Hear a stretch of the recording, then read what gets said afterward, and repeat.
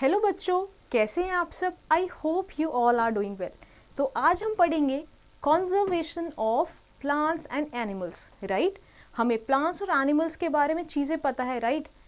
वो कैसे प्रोड्यूस करते हैं, वो कैसे अपना खाना बनाते हैं, राइट। बट उनका कंजर्वेशन कितना इम्पॉर्टेंट है हमारी लाइफ में और ये प्लानट की लाइफ में, राइट। वो आज हम पढ़ते हैं। So let's get into the topic. Forests are the home to over 2/3 of the known terrestrial species of plants, animals and insects, and are among the most notable storehouses of biological diversity on the earth. But due to increasing population, more and more land is occupied by humans to build cities, to cultivate crops, etc., resulting in the rapid disappearance of many plants and animal species from our planet. Therefore, it is essential to conserve forest for our own survival and to prevent the extinction of plants and animals from the earth, right? तो हमें पता है कि जैसे जो हमारी अर्थ है 2/3 part उसका किससे, फॉरेस्ट से ही कवर है, राइट। जिसमें कितने सारे डाइवर्सिटी ऑफ प्लांट्स एनिमल्स आते हैं। बट जैसे जैसे हमारी पॉपुलेशन बढ़ी, हम लोगों ने इंसान ने क्या करना शुरू किया कि सिटीज़ बनाने लगे। हमने अपने जो भी फॉरेस्ट है उसको क्लीन अप करके सिटीज़ बना दिया, कंक्रीट बना दिया, राइट। बट साथ ही साथ हमें क्या ध्यान रखना है कि फॉरेस्ट भी तो उतने ही नेसेसरी है हमारे सर्वाइवल के लिए, राइट। तो सस्टेनेबली हम लोग कैसे ग्रो करें। सो let's get into this topic and understand these concepts. So let's understand the importance of forest first. Forests are of utmost importance to the existence and well-being of living organisms on the earth. Some of the important functions of forests are: they provide habitat for various plant and animal species. They provide clean air to breathe to all other living elements. They control the amount of carbon dioxide in the atmosphere, hence preventing global warming. Then they regulate the climate of a region and they prevent soil erosion, thus protecting a valuable resource. And also they provide many useful products like timber, resin and gums, right? तो हमने क्या देखा, forest कितने ज़्यादा important है, उसमें animal और plant सी species के क्या हैबिटेट होता है, राइट। हमें वो क्लीन एयर प्रोवाइड करता है, इसीलिए जितने भी लिविंग ऑर्गेनिजम्स है वो सर्वाइव कर पाते हैं। हमारा जो अर्थ पे कार्बन डाइऑक्साइड का लेवल है एटमॉस्फेयर में, उसको प्रिवेंट करते हैं, ग्लोबल वार्मिंग होने से बचाते हैं। क्लाइमेट में एक बहुत बड़ा रोल है, क्लाइमेट को सही रखते हैं, राइट। सॉइल इरोजन से बचाते हैं और जो भी सॉइल में वैल्यूएबल रिसोर्सेज है उसको मेंटेन रखते हैं। और ऐसे ही साथ में हमें क्या, timber, resin, gums, even fruits and vegetables भी प्रोवाइड करते हैं। Now let's study about deforestation. The term deforestation is used to describe the act of massive cutting down of trees and clearing of forest to use the land for other purposes. There are some natural causes along with human activities responsible for deforestation. So deforestation का मतलब क्या हुआ, जब एक massive cutting होती है trees की, right. जब वो फॉरेस्ट हैं जो क्या कर दिए जाते हैं, क्लियर कर दिए जाते हैं, काट दिए जाते हैं, उसको क्या हम बोलते हैं, डिफॉरेस्टेशन. अब डिफॉरेस्टेशन अलग अलग पर्पसेस से होता है, मोस्टली क्या, ह्यूमन अपने नीड के लिए, also because of the greed हम डिफॉरेस्टेशन करते हैं, राइट। सो कौन कौन से नेचुरल कॉजेज हैं ह्यूमन एक्टिविटी के जो रिस्पॉन्सिबल है किसके लिए, डिफॉरेस्टेशन के लिए.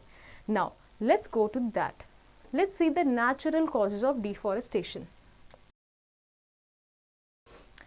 Forest fire, also known as wildfire, grass fire, vegetation fire, is a natural disaster consisting of a fire which destroys a forested area and can be great danger to people who live in forest as well as wildlife. Forest fires are generally started by lightning but also by human negligence. Forest fire can burn thousands of square kilometers of forest, hence causes deforestation, right? तो deforestation का एक और cause क्या है natural, जब forest fire हो जाती है, राइट। फॉरेस्ट फायर जब लग जाती है तो एक बहुत ही लंबे, इनफैक्ट काफ़ी किलोमीटर्स में फैल जाती है और उसको बुझाना भी बहुत मुश्किल हो जाता है। इसीलिए क्या हो जाता है, डिफॉरेस्टेशन हो जाता है, मतलब वहाँ के सारे पेड़ पौधे, वाइल्ड लाइफ सब खत्म हो जाती है। Next is the drought. Drought is also a natural disaster causing destruction of forest, right. जब क्या बहुत तेज बहाव आ जाता है वहाँ के एरिया में, कई बार होता है ना ऐसा कि पेड़ भी सारे उखड़ के चले जाते हैं, तो अगेन डिफॉरेस्टेशन का cause, right.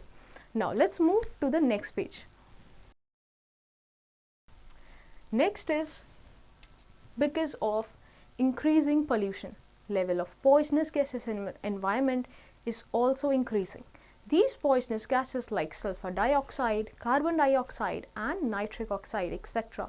when combined with acid rain causes the acid rain. Acid rain destroys the trees and wildlife up to a great extent, hence causing deforestation, right? तो जो हमारे एनवायरनमेंट में बहुत सारी गैसेस हैं, right, harmful gases है, तो वो कंबाइन कर जाती है किसके साथ, रेन के साथ, तो it causes acid rain. Acid rain जब किस पे, ट्रीज पे, वाइल्ड लाइफ पे पड़ती है, तब भी क्या, it causes deforestation, right.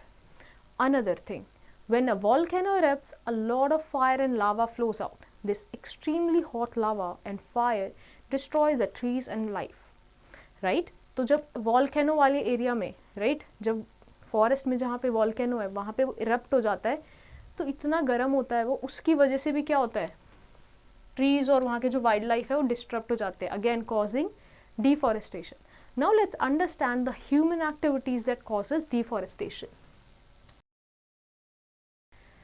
Forests are being cleared for human settlements and cultivating crops, right? ये तो हमें पता ही है कि human settlement और crop cultivation के लिए भी हमने forest को clear किया है।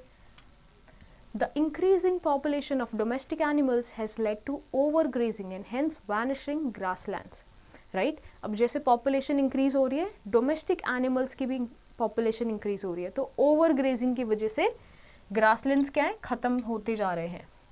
Trees are also being cut for timber to make furniture, paper products and other commercial uses, right? तो हम अपने निजी यूज के लिए जैसे टिम्बर, फर्नीचर, पेपर के लिए हम क्या करते हैं, ट्रीज को कट डाउन करते हैं। Forests are also cleared for making factories, mills, industries, building dams, right? तो बेसिकली हमारे और पर्पस क्या है, फैक्ट्रीज बनाने के लिए, इंडस्ट्रीज बनाने के लिए हम लोग फॉरेस्ट क्लियर करते हैं। Now let's see the consequences of these activities, right? कि consequences deforestation का होता क्या है। Deforestation can have severe impact on the environment and the inhabitants of the earth. Some of the consequences of deforestation are mentioned below, right? So one of the consequence, deforestation has been responsible for the increase in carbon dioxide, temperature and pollution level on the earth. This leads to global warming as carbon dioxide traps the heat of the sun rays, right? तो देखो deforestation मतलब पेड़ कम हो जाना, right? पेड़ कम होने से क्या होगा कि कार्बन डाइऑक्साइड इंक्रीज होने लगेगी, जिससे क्या होगा, टेम्परेचर इंक्रीज होने लगेगा, और क्या होगा, पॉल्यूशन लेवल भी अर्थ पे इंक्रीज होने लगेगा। तब ये सारी चीज़ें इंक्रीज होने लगेगी तो क्या होगा, ग्लोबल वार्मिंग होगी। ग्लोबल वार्मिंग मतलब अर्थ की वार्मिंग, जिसकी वजह से क्या होगा, हीट ज़्यादा सन ट्रैप होगा, राइट? ग्लोबल वार्मिंग हो जाएगी। Next consequences, it has decrease the level of oxygen in the atmosphere. Trees purify air by taking in carbon dioxide and giving out oxygen during the process of photosynthesis. Less trees means less oxygen, right? तो photosynthesis से क्या होता है कि oxygen release होती है, right? Trees oxygen release करते हैं तो हमारी जो एयर है वो प्योरीफाई हो जाती है। बट सिंस अब डिफॉरेस्टेशन के से क्या, फॉरेस्ट ही कम है, राइट? तो क्या होगा कि जो हमारी एयर है उसमें ऑक्सीजन कम होगी, all right? Next cause, it affects climate condition of the area. Tree emits a large amount of water in the form of water vapor during transpiration. Depletion of water vapor affects cloud formation and results in less rainfall. Due to less rainfall, the soil dries up and its nutrients value is affected. The decrease in rainfall also affects the growth of plants and animals, which die. This slowly leads to desertification. All right. So deforestation, right? कहीं भी अगर पेड़ हैं तो उससे किस पे, climate पे भी बहुत असर पड़ता है। अब सिंस वहाँ से पेड़ हटा दिए गए हैं, काट दिए गए हैं, तो क्या होगा कि वहाँ पे जो है अमाउंट जो वाटर का वो भी बहुत कम हो जाएगा, वाटर ड्रॉपलेट्स वहाँ के एयर में बहुत ही कम हो जाएगी, जिससे क्या होगा कि जो वाटर वेपर है वो उठेंगे ही नहीं, राइट। तो क्या होगा, क्लाउड फॉर्मेशन कम होगा, क्लाउड फॉर्मेशन से रेनफॉल कम हो जाएगी, और रेनफॉल कम होने से क्या होगा, सॉइल में जितना पानी जाना चाहिए उतना नहीं जाएगा, जिसकी वजह से धीरे धीरे सॉइल सूखी पड़ती जाएगी, उसकी न्यूट्रिशन वैल्यू कम होती जाएगी, और क्या, डेजर्टिफिकेशन होगा, राइट। डेजर्टिफिकेशन मतलब जब सॉइल जो है वो किसमें, सैंड में कन्वर्ट हो जाती है, डेजर्ट की सैंड में कन्वर्ट हो जाती है। Next point, the most drastic impact of deforestation will be the loss of habitat for millions of plants and animal species. It may lead to the extinction of many of the species. Right? Deforestation से क्या होगा, अब जितने भी plants और animals हैं जो right एक साथ एक ecosystem में रहते हैं, वो क्या होगा, वो बिल्कुल loss हो जाएगा, right? उनका habitat loss हो जाएगा. Next impact. During heavy rainfall, forests absorb and store great amount of water and prevent it from flowing away. When forests are cut down, the barren land is not able to check the flow of water. Hence, as it rains, almost the entire rainwater flows away, causing floods in the lower areas. Right? अभी हमने क्या देखा, rainfall already कम हो चुकी है, but अब rainfall जितनी भी हो रही है और हमारे पास फॉरेस्ट एरिया है ही नहीं, तो क्या होगा, जितना भी पानी नीचे ज़मीन पे गिरेगा वो फॉरेस्ट होने से क्या होता था, कैप्चर हो जाता था, राइट, वहीं पे रुक जाता था, सॉइल्स में चले जाता था। बट अभी क्या होगा, बैरन लैंड मतलब खाली लैंड होगा, तो वहाँ से पानी बह जाएगा सारा का सारा, और क्या, फ्लड कॉज करेगा, राइट, लोअर एरियाज में।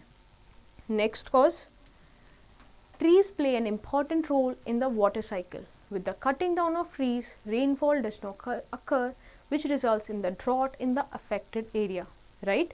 अब और क्या होगा इससे आगे, अब रेनफॉल हम देख रहे हैं कम होती जा रही है, राइट, वाटर साइकिल इफेक्ट होगी।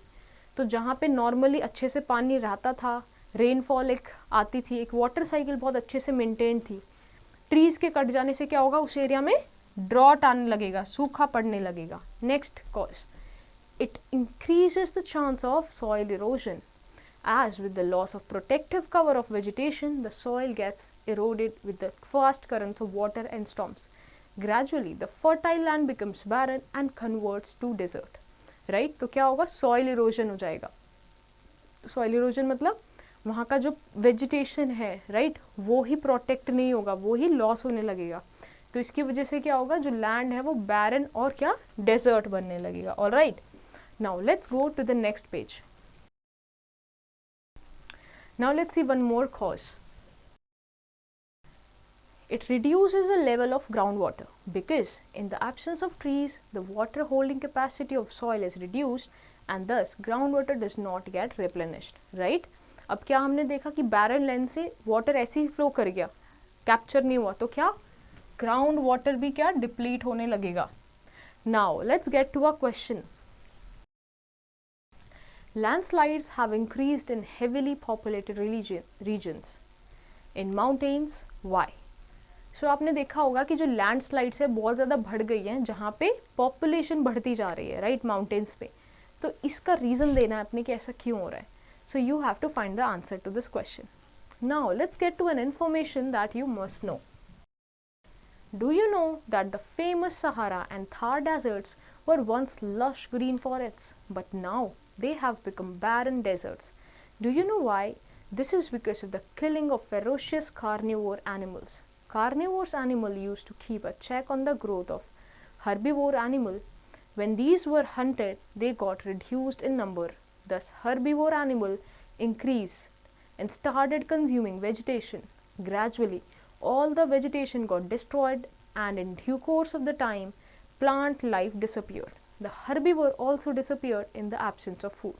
Thus, the land became victim of soil erosion and the entire ecological balance of this area got disturbed and led to deforestation. आपने सहारा डेजर्ट और थार डेजर्ट का सुना होगा नाम. तो ये जो डेजर्ट थे ये भी कभी बहुत पहले क्या बिल्कुल लश ग्रीन फॉरेस्ट हुआ करते थे. बट फिर क्या हुआ कि ये जो अब डेजर्ट है तो उस टाइम क्या हुआ, जो भी कार्निवोर्स एनिमल थे, राइट, जो फ्लैश ईटिंग एनिमल्स थे, उनकी हंटिंग शुरू हो गई, राइट, उनको लोगों ने मारना शुरू कर दिया, हंट करना शुरू कर दिया, जिसकी वजह से क्या हुआ कि वहाँ पे जो ग्रेजिंग एनिमल्स थे, राइट, जो हर्बीवोर एनिमल थे, जो घास फूस खाते थे, उनकी तादाद बढ़ गई, उनकी पॉपुलेशन बढ़ गई। अब उनकी पॉपुलेशन बढ़ने से क्या हुआ, वहाँ पे जितना भी ग्रीन पार्ट था, राइट, ग्रासेस थी, ट्रीज थे, वो धीरे धीरे उनके ग्रेजिंग से ख़त्म होते गए और वो एक समय क्या आया कि वो बिल्कुल ही ख़त्म हो गए। अब सिंस वहाँ पे ग्रेजिंग के लिए कुछ फूड ही नहीं बचा, तो जो हर्बीवोर्स एनिमल थे वो भी वहाँ से डिसअपियर हो गए। और फिर देखा गया क्या, जब वहाँ पे कोई वेजिटेशन ही नहीं बची तो वहाँ की सॉइल एरोड होने लग गई और किसमें, सैंड में कन्वर्ट हो गई। And now they are known as deserts. So now let's read about biodiversity. Our planet is home to a diverse variety of plants, animals and microorganisms. This variety of living organism is called biodiversity or biological diversity. However, all plants do not grow everywhere and all animals do not live in all regions either. For example, we would find people, banana and teak trees growing better in a forest. Along with plants, we would also find animals like monkeys, elephants, lions and tigers in the forest. Right? तो biodiversity क्या होता है? Biodiversity या फिर biological diversity, कोई भी reason का, कोई भी प्लेस का जो डाइवर्सिटी है, किस चीज़ की, प्लांट्स की, एनिमल्स की, माइक्रो ऑर्गेनिजम्स की, राइट, लिविंग ऑर्गेनिजम्स की, उसको हम क्या बोलते हैं? Biodiversity, right. हर जगह की जो बायोडाइवर्सिटी होती है वो डिपेंड करती है, कहीं पे क्या होता है, पीपल, बनाना, टीक, कुछ पर्टिकुलर प्लांट्स ग्रो करते हैं, कोई रीजन में पर्टिकुलर एनिमल्स ही फाइंड आउट होते हैं, right. Now let's read about flora, fauna and the habitat. The plants found in particular area are called flora, while the animals of a particular area is called a fauna of that area. The place where a particular plant or animal lives and grows is called the habitat of that organism. Right? तो जैसे क्या होता है कि सारे plants या सारे animals हर जगह पे नहीं मिलते, तो वैसे ही जब प्लांट्स किसी एक पर्टिकुलर एरिया पे मिलते हैं तो उन प्लांट्स को हम क्या बोलते हैं? Flora, right. और ऐसे प्लांट्स जो कुछ ऐसे एनिमल्स जो पर्टिकुलर एरिया में मिलते हैं, उन एनिमल्स को हम क्या बोलते हैं? Fauna, right. उस एरिया का फ्लोरा एंड फौना। तो जो प्लेस, एक पर्टिकुलर प्लेस जो है जहाँ पे प्लांट या फिर एनिमल रहते हैं, ग्रो करते हैं, उसको क्या बोलते हैं? Habitat, habitat of that organism.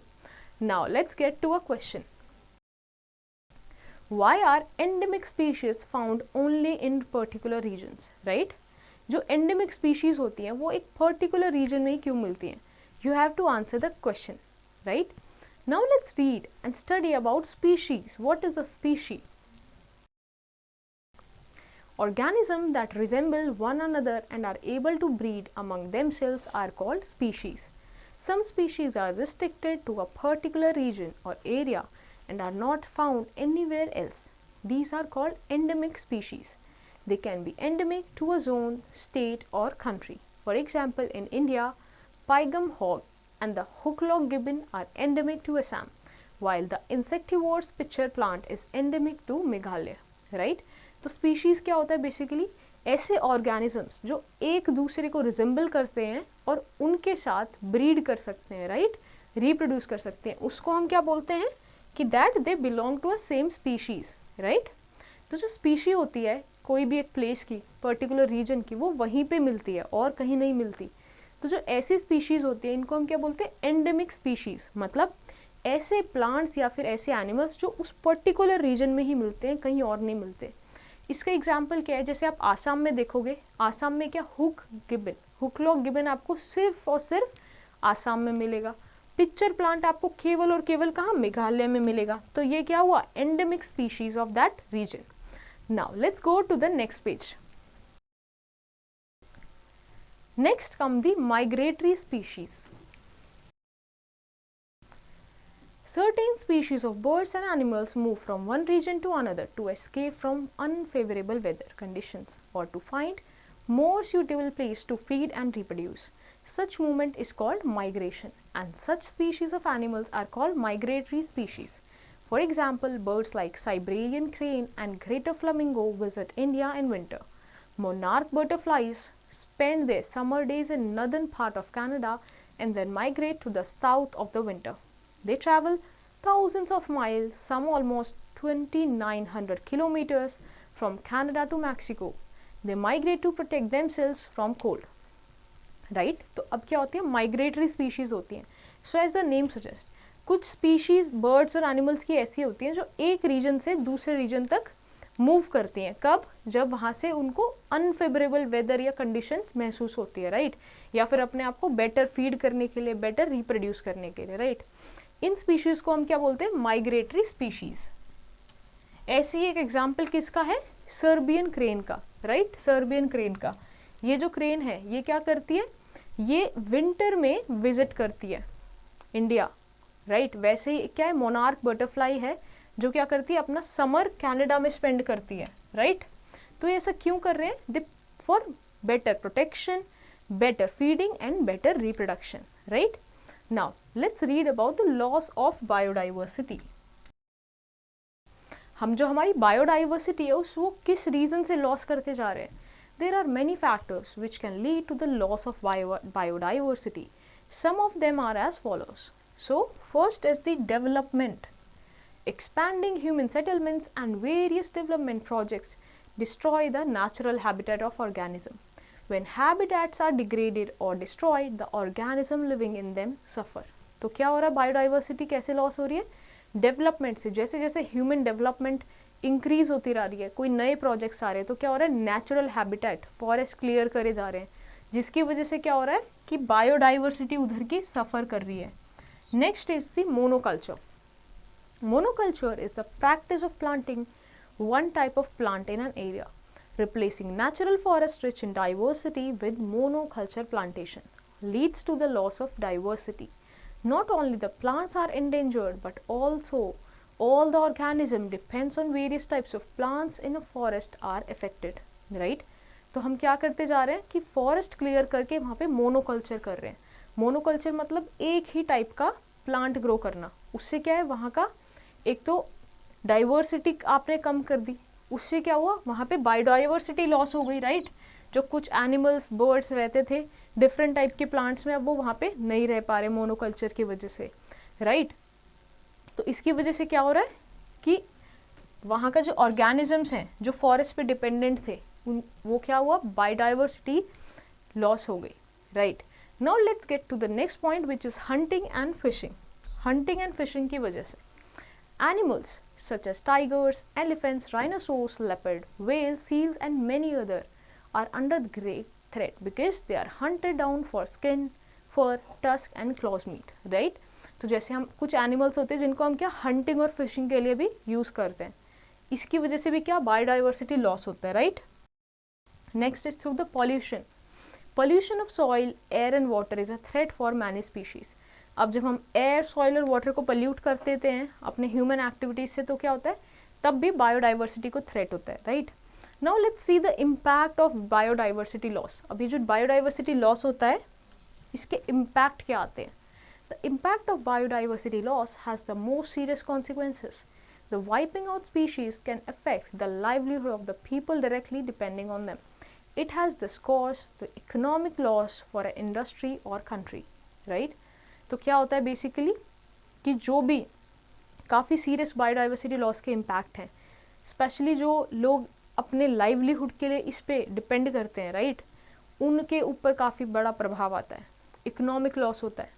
There are thousands of wild species of plants and animals which could provide us with food and medicines in the future. They could yield the cure of diseases that are not yet known, right? तो ऐसे बहुत सारे plants के species हैं, wild plants की, जो हमें क्या मेडिसिन प्रोवाइड कर देती है, बट बायोडाइवर्सिटी लॉस की वजह से, उनकी लॉस की वजह से हमें वो अभी तक पता ही नहीं है. So let's go to the next page. And due to biodiversity loss, we are losing many of them even before knowing anything about them.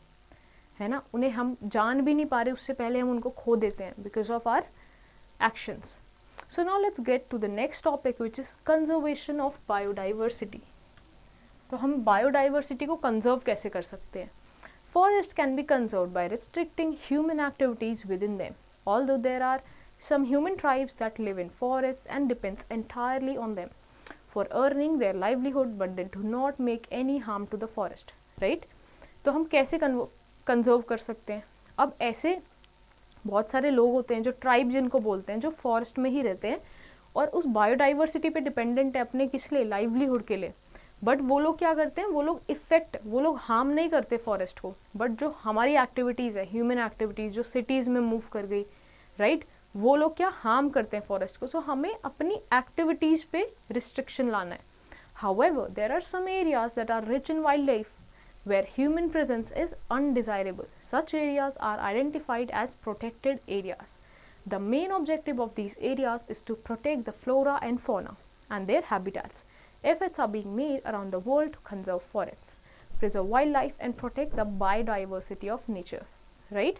तो ऐसे कुछ एरियाज़ हैं जहाँ पे वाइल्ड लाइफ है वो बिल्कुल ही कंजर्व की गई है, ऐसे जहाँ पे ह्यूमन का बिल्कुल भी प्रेजेंस नहीं है, ऐसे एरियाज को हम क्या बोलते हैं, protected areas. Right. International union for the conservation of nature IUCN was established by the United Nations to promote the conservation of wildlife and their habitat as a part of the national policy of member state. It has identified various species of plants and animals which are under the possible threat of becoming extinct in the near future if they are not protected. It has categorized these species into broad 3 groups. So basically IUCN ने क्या किया है, ये एक establish किसने की थी, United Nations ने, राइट. और किस लिए की गई थी, ताकि वाइल्ड लाइफ को हम कंजर्व कर सके. तो इसका पर्पस क्या है, ये लोग करते क्या है, ये लोग जो प्लांट और एनिमल्स है इन्होंने ऐसे प्लांट्स और एनिमल्स की स्पीशीज आइडेंटिफाई की है जो क्या है, जिनको थ्रेट है एक्सटिंक्ट होने का, राइट, ताकि अब उनको हम बेटर प्रोटेक्ट कर सके. सो इसके ब्रॉडली 3 ग्रुप्स हैं. First is endangered species. These are those plants and animal species whose number are few that are at risk of becoming extinct. Animal species in this category are not critically endangered, but they are still facing a very high risk of extinction in the wild. For example, Indian rhinoceros, blue whale, Asiatic lion, great Indian bustard. Okay, so basically endangered species कौन सी होती है, endangered species वो species होती हैं plants और animals की जिसको काफ़ी threat है, रिस्क है किसका, एक्सटिंक्शन का, मतलब जो अपने नेचुरल एनवायरनमेंट में भी एक्सटिंक्शन का थ्रेट है जिनको. तो वो एक ऐसी कौन कौन सी हैं, जैसे blue whale, Indian rhinoceros and Asiatic lion. Right. Next come the vulnerable species. These are the species of plants and animals whose number is declining at an alarming rate, and if not protected, they can become endangered species. For example, many varieties of deer such as musk deer, sambar deer, spotted deer and black buck etc. So ऐसी कुछ species हैं plants और animals की जिसके number ना काफ़ी तेजी rate से क्या हो रहे हैं, डिक्लाइन हो रहे हैं. तो अगर उनको प्रोटेक्ट नहीं किया तो क्या बन जाएंगे, इंडेंजर्ड स्पीशीज बन जाएंगे. राइट. तो ऐसे क्या हैं, जैसे sambar deer, musk deer and spotted deer. All right. Now let's go to the next page. Next come the rare species.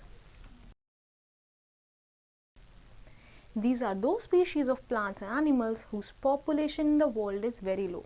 If not protected, these species may fall into the category of vulnerable or endangered species. For example, Indian elephant, wild buffalo, Bengal fox, marble cat, gaur, etc. Right? So as the name suggests, rare मतलब जो species है जो बहुत ही कम number में है. Right. तो ऐसी plant और एनिमल्स की स्पीशीज जिनकी वर्ल्ड में बहुत ही कम पॉपुलेशन है. राइट. इनको हम क्या बोलते हैं, रेयर स्पीशीज. इसके एग्जाम्पल क्या हैं, wild buffalo, Indian elephant and Bengal fox. Right. Species belonging to endangered and rare species are classified as threatened species. So ऐसी species जो किससे belong करती है, endangered और rare species के अंडर आती है, उनको हम बोलते हैं threatened species. Now let's read about extinct species. These species of plants and animals which have already been lost are called extinct species. For example, Javan tiger and dodo are extinct animals. Brahma kamal and Siliphium are extinct plants. Right? तो ऐसे plants और ऐसे animals की species जो already ख़त्म हो चुकी है, कहाँ से, अर्थ से, तो ऐसे को क्या बोलते हैं, extinct species. और ये examples हैं कुछ डोडो और सिफिलियम plant के, right? जो अब extinct हो चुके हैं. Now let's get to an information. India has 172 species of animals that are considered globally threatened. It includes 53 species of mammals, 69 of birds, 23 of reptiles and 3 species of amphibians, right? तो भारत में ऐसी 172 species है animals की जो consider क्या की जाती है, ग्लोबली थ्रेटेंड के कंसिडर में आती है, राइट? तो इतने डिफरेंट टाइप्स के हमारे क्या हैं, स्पीशीज़ हैं जिनको हमें और प्रोटेक्ट करने की ज़रूरत है. Now you have to do this exercise by your own, so you have to give 2 examples of each of the following species and then complete the following sentences. Now let's go to the next page. Now let's read about the protected area for Indian wildlife. Right? ऐसे कौन कौन से protected area हैं हमारे देश में जो हम वाइल्ड लाइफ को प्रोटेक्ट करने के लिए यूज़ करते हैं. In India, 3 types of protected area have been categorized. These are wildlife sanctuaries, national parks and biosphere reserves. So let's read about wildlife sanctuaries. A wildlife sanctuary is an area within which wildlife is protected. Hunting and poaching are prohibited in these areas. These sanctuaries provide protection and suitable living condition to wild animals. In sanctuaries, natural habitat of organism is not disturbed, right? So basically, wildlife sanctuaries क्या होती है, यहाँ पे animals को protect किया जाता है, right? Animals और प्लांट की वाइल्ड लाइफ को प्रोटेक्ट करके रखते हैं, राइट? यहाँ पे हंटिंग और पॉचिंग स्ट्रिक्टली प्रोहिबिटेड होती है और यहाँ पे क्या, एनिमल्स को उनके नेचुरल हैबिटेट में कंजर्व किया जाता है, राइट? उनके नेचुरल हैबिटेट को बिल्कुल भी क्या डिस्टर्ब नहीं किया जाता. Indian wildlife sanctuaries have been unique landscape which include huge forest area, bushland in deltas of big rivers and most area covered by these landscape. These sanctuaries are home to over 2,000 different species of birds, 3,500 species of mammals, about 30,000 varieties of insects and more than 15,000 varieties of plants. The threatened animals that are protected in these sanctuaries include the elephant, rhinoceros, tiger, black buck, lion-tailed macaque, white-eyed buck, golden cat, pink-headed duck, gharial, marsh crocodile, python, etc. At present, there are 550 sanctuaries in India, right? तो जो Indian wild life century है उसका एक बहुत ही unique landscape है जहाँ पे बहुत ह्यूज फॉरेस्ट होते हैं, बुशी लैंड्स होते हैं, रिवर भी प्रेजेंट होती है जैसे डेल्टास के एरिया में, राइट? तो बहुत एक बड़े लैंडस्केप में सेंचुरीज बनाई जाती है. ये सेंचुरी में कितने इतने डाइवर्सिटी के एनिमल्स को कंजर्व किया जाता है, एनिमल्स और प्लांट्स को, राइट? तो ये कुछ स्पीशीज हैं जैसे elements, elephant, lion tail macaque and tiger, जिसको हम सेंचुरीज में क्या करते हैं, प्रिजर्व करके कंजर्व करते हैं. So now let's get to the next table. Let's read about some of the important wildlife sanctuaries that are given below here. So Gandhi Sagar Sanctuary, it is located in Madhya Pradesh and it protects Chinkara of Indian gazelle, nilgai, sambar, Indian leopard, langur, Indian wild dog, peacock, otter, mugar crocodile, etc. Next comes the Barda Wildlife Sanctuary. It is in Gujarat and protects blue bull, chinkara, black buck wolf, right? Next is a sanctuary, Kaveri Wildlife Sanctuary, that is situated in Karnataka, which protects tiger, elephant, wild boar, leopard, spotted deer, sambar, four-horned antelope, black-napped hare, Malabar giant squirrel, Indian rock python, etc. Then comes the Bharatpur Bird Sanctuary. This is situated in Rajasthan and protects Serbian crane, Indian grey hornbill, Palar's fish eagle, short-toed eagle, tawny eagle, spotted eagle and etc. Now let's move to the next page. Then there is Salim Ali Bird Sanctuary. It is in Goa and protects striated heron, western reef heron, little bittern, black bittern, red knot, jack snipe, pied avocet, musk skipper, fiddler, crabs, etc. And next sanctuary is Gautam Buddha Wildlife Sanctuary. It is present in Bihar and Jharkhand, and it protects tigers, leopards, wolves, sloth bear, cheetahs, chinkars, and many species of birds. Now let's read about the second way of conservation, that are national parks. A national park is a piece of land protected by the government to conserve the wildlife. Visitors are allowed to travel only within a limited area of the park. In national park, animals can freely move around without any danger of human interference. At present, there are 104 national parks in India. A lot of these parks coexist with wildlife sanctuaries, right? तो national parks क्या होते हैं? ऐसे land, ऐसे region जहाँ पे क्या government conserve करती है वाइल्ड लाइफ को, राइट? यहाँ पे विजिटर्स भी अलाउड होते हैं, बट कुछ रीजन तक ही विजिटर्स अलाउड होते हैं. दे मेक श्योर कि हम लोग as a human being animals को क्या डिस्टर्ब ना करें उनके रीजन में. So currently there are 104 national parks in India, right? और कई सारे ऐसे नेशनल पार्क्स हैं जो वाइल्ड लाइफ सेंचुरी और नेशनल पार्क्स को एग्जिस्ट करते हैं, right? So now let's get to an information.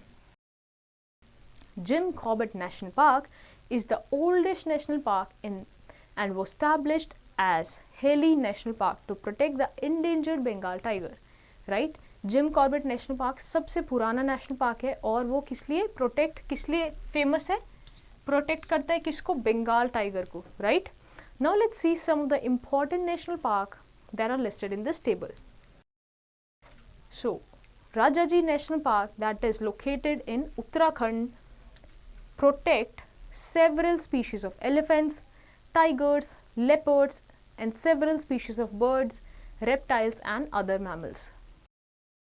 Again, next comes the Kaziranga National Park, which is located in Assam and save Indian horned rhinoceros, right?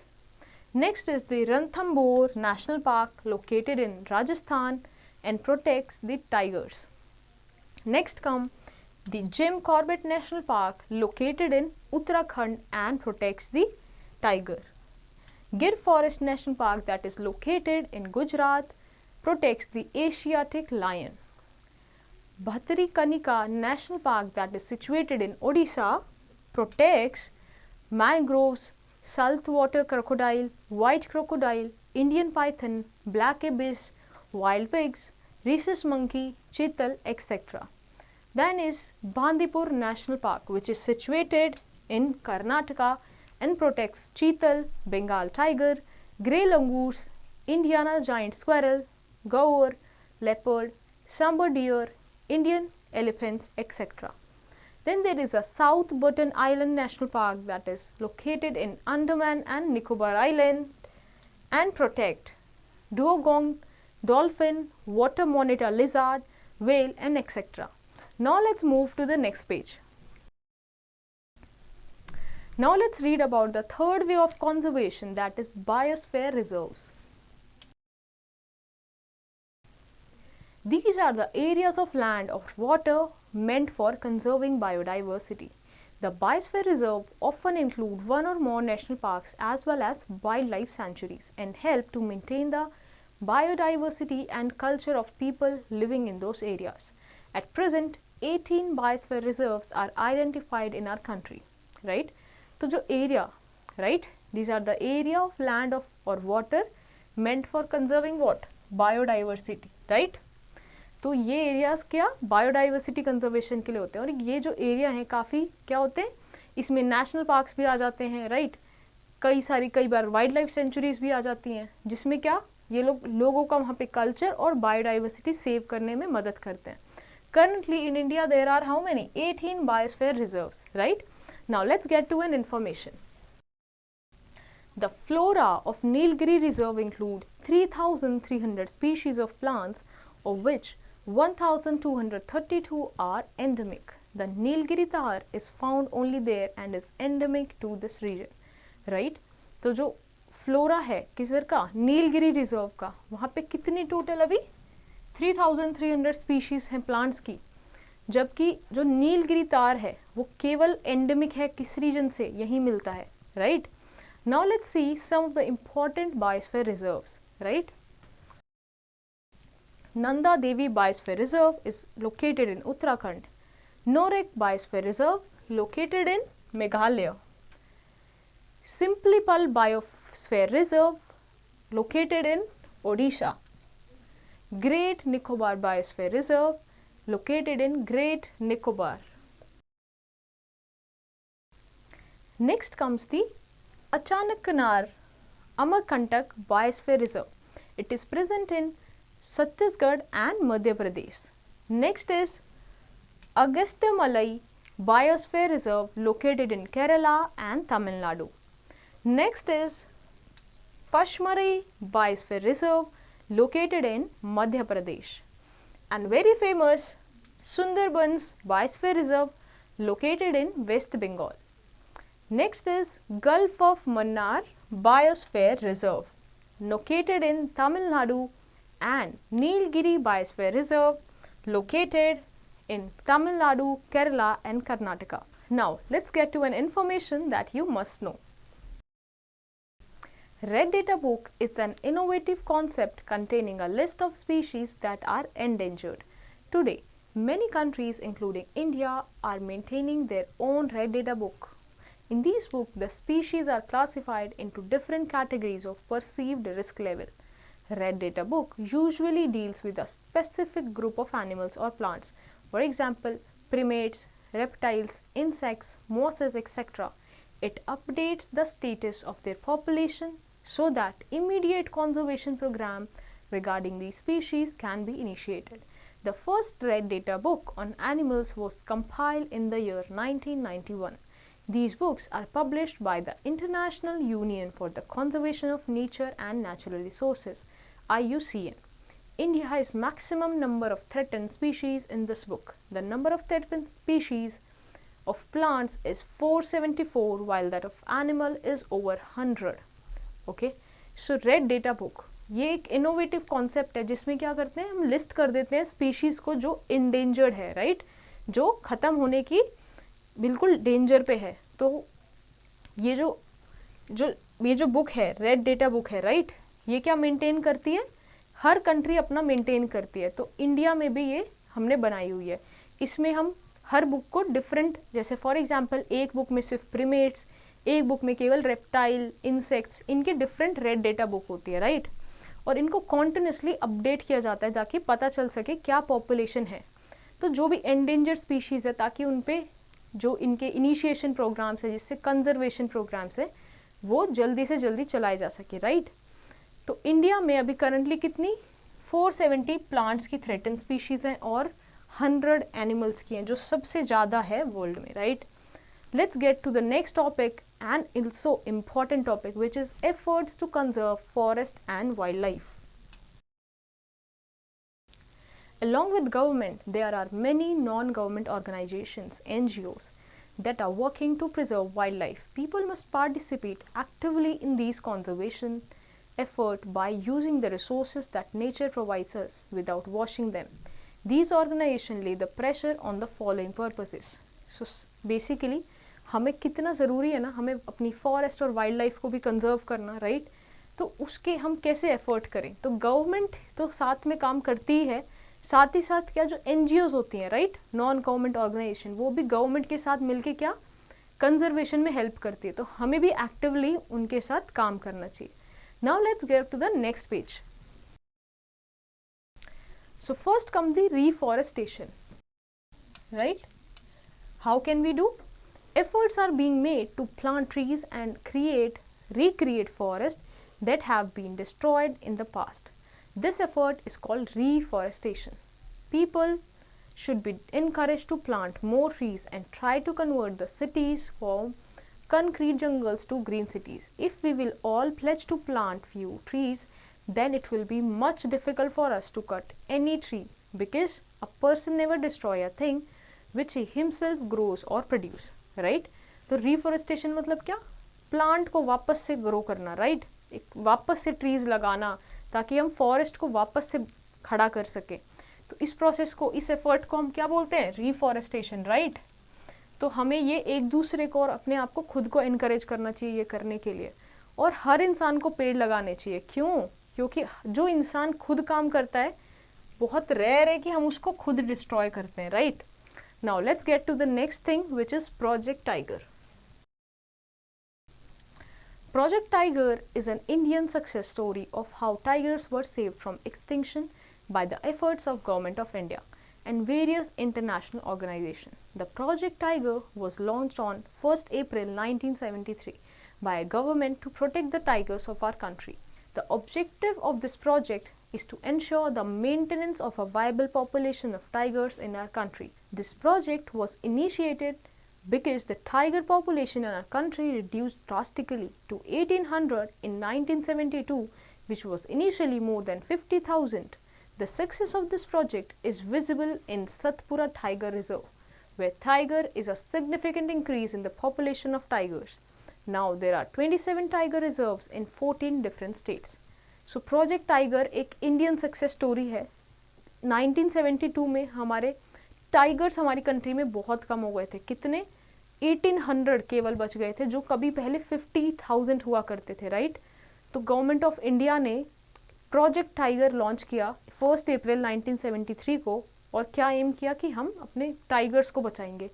तो काफ़ी सारे conservation चीज़ें ली गई, और क्या हमने देखा कि फाइनली हम अपने टाइगर्स को बचा पाए. सतपुरा टाइगर रिजर्व में ये क्वाइट एविडेंट है, राइट. अब हमारे पास 27 टाइगर रिजर्व्स और 14 डिफरेंट स्टेट्स में ये प्रेजेंट है. Now let's move to the next action, that is recycling of paper.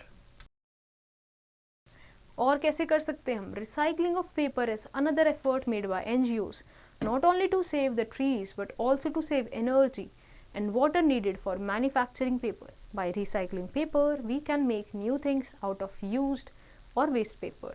The newspaper that we read in the morning is also made of recycled paper, right? तो हम लोग क्या कर सकते हैं? पेपर का रिसाइकलिंग, मतलब एक बार यूज़ करने के बाद वापस उसको यूज़ करना, राइट. उसको हम बोलते हैं रिसाइकलिंग ऑफ पेपर. तो ये चीज़ हमें करना चाहिए. इनफैक्ट जो हम न्यूज़पेपर यूज़ करते हैं वो भी किससे? रिसाइकिल पेपर से आता है. Given below are some benefits of recycling paper. So what are the benefits? Recycling newspaper saves landfill spaces. Recycling 1 ton of paper can save 17 fully grown trees. All right. Recycling से देखिए कितना trees में save हो जाता है, right?